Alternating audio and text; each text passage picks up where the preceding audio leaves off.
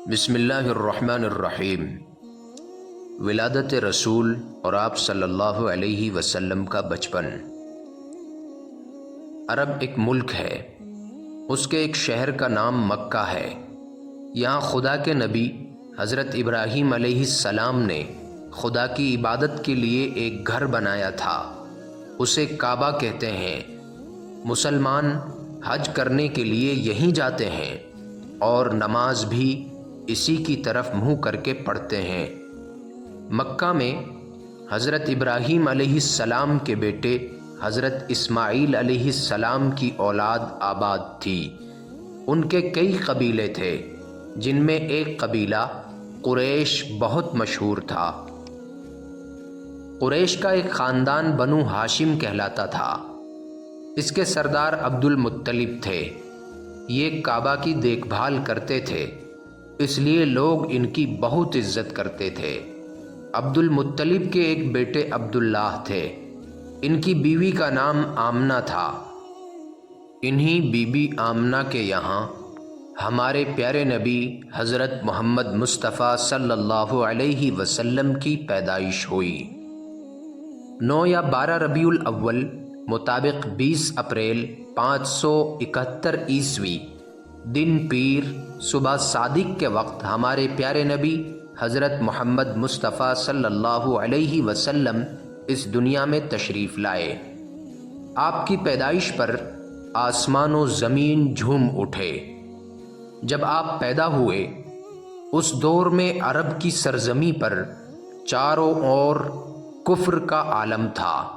عورتوں پر ظلم ہوا کرتے تھے، شراب خوری، چوری، قتل جیسی وارداتیں عام ہوا کرتی تھیں۔ آپ کی پیدائش سے پہلے آپ کے والد صاحب کا انتقال ہو گیا تھا، اس لیے آپ یتیمی کی حالت میں پیدا ہوئے۔ دودھ پینے کا زمانہ۔ ملک عرب کا رواج تھا کہ عرب کے لوگ اپنے بچوں کو دودھ پلانے کے لیے آس پاس کے دیہاتوں میں بھیج دیتے تھے۔ دیہات کی صاف ستھری آب و ہوا میں بچوں کی تندرستی اور جسمانی صحت بھی اچھی ہو جاتی تھی، اور وہ خالص اور فصیح عربی زبان سیکھ جاتے تھے۔ حضور صلی اللہ علیہ وسلم نے سب سے پہلے ابو لہب کی کنیز حضرت سویبہ کا دودھ نوش فرمایا، پھر کچھ دنوں تک اپنی والدہ ماجدہ حضرت آمینہ کے دودھ سے سیراب ہوتے رہے۔ ایک روز مکے میں دیہات کی عورتیں بچوں کو دودھ پلانے اور ساتھ لے جانے کے لیے آئیں۔ چونکہ حضور صلی اللہ علیہ وسلم کی پیدائش سے پہلے آپ کے والد کا انتقال ہو گیا تھا، یہ جان کر کوئی عورت بی بی آمنہ کے گھر حضور کو لینے نہیں گئی۔ ادھر دیہات سے آئیں حلیمہ سعدیہ کے کمزور حالات کو دیکھ کر کسی نے بھی انہیں کوئی بچہ نہیں دیا۔ بعد میں آپ کو حضرت حلیمہ سعدیہ اپنے ساتھ لے گئیں۔ جب حضرت حلیمہ سعدیہ آپ کو لے کر آئیں تو ان کے حالات اچانک سے بہتر ہو گئے۔ حضرت حلیمہ سعدیہ کے بہتر حالات کو دیکھ کر سبھی چونک اٹھے۔ اس طرح حضرت حلیمہ برکتوں اور رحمتوں کے ساتھ آپ کو اپنے قبیلے میں لے آئیں۔ حضرت حلیمہ سعدیہ قبیلے میں رہ کر آپ کو دودھ پلاتی رہیں۔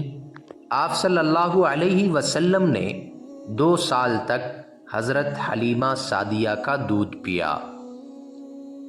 حضرت حلیمہ بیان کرتی ہیں کہ آپ نے ہمیشہ داہنی طرف سے دودھ پیا، کبھی بھی بائیں طرف کا دودھ نہیں پیا، کیونکہ بائیں طرف آپ کے دودھ شریک بھائی کا حصہ تھا، اور پیغمبر بچپن ہی سے کسی کا حق نہ کھاتا ہے نہ پیتا ہے۔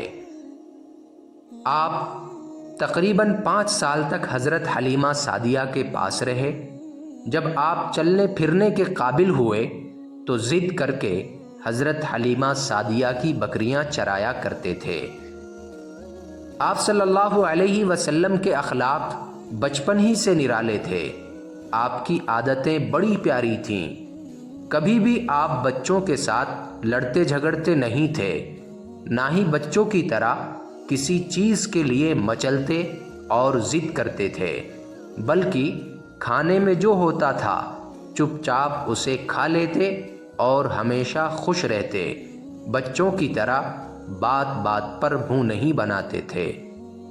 4 سال کچھ مہینے کے بعد حضرت حلیمہ ناچاہتے ہوئے بھی آپ کو مکہ لے کر گئیں اور آپ کی والدہ کے سپرد کر آئیں۔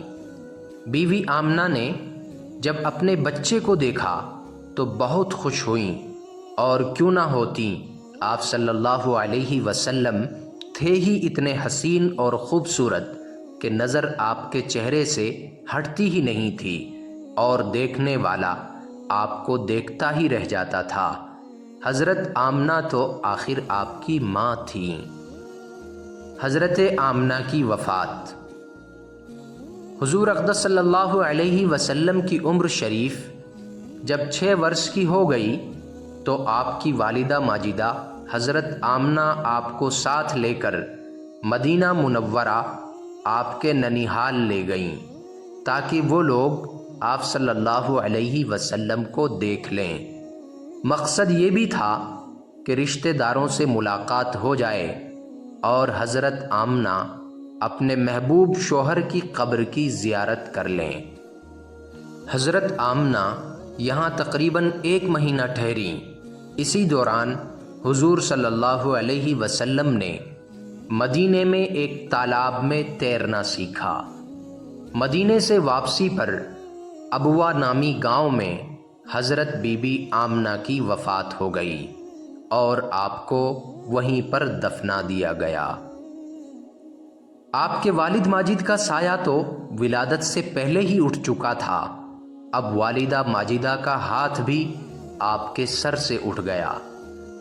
حضرت آمنہ کی وفات کے بعد آپ کی پرورش آپ کے دادا جان عبد المطلب نے کی اور بڑے پیار سے آپ کو پالا پوسا، ہر طرح سے آپ کا خیال رکھا، لیکن وہ بھی آپ کی 8 برس کی عمر میں رخصت ہو گئے۔ دادا جان عبد المطلب کی وفات کے بعد آپ کے چچا ابو طالب نے آپ کی پرورش کی اور جوانی تک آپ کی پرورش کی ذمہ داری ابو طالب ہی نے نبھائی۔ دوستوں، ویڈیو اگر پسند آئے تو لائک کرنا نہ بھولیں اور جاتے جاتے ایک پیارا سا کمنٹ بھی کرتے جائیں۔ السلام علیکم ورحمۃ اللہ وبرکاتہ۔